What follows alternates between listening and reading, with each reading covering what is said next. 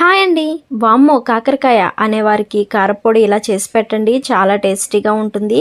చేదనేది అస్సలు లేకుండా చాలా రుచిగా ఉంటుందండి. వేడి వేడి అన్నంలో వేసుకొని తింటుంటే చాలా బావుంటుంది.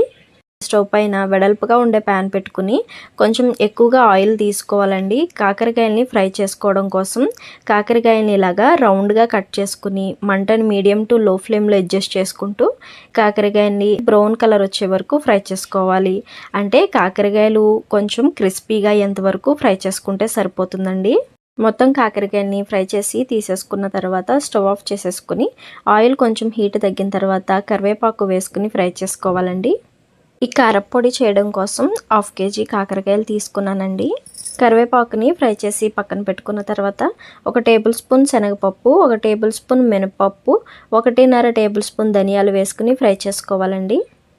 అందులోనే కొంచెం జీలకర్ర కూడా వేసుకుని ఫ్రై చేసుకోవాలి. తర్వాత కొంచెం చింతపండు వేసుకుని మరొక 2 నిమిషాలు ఫ్రై చేసుకున్న తర్వాత తీసి పక్కన ఉంచుకోవాలి.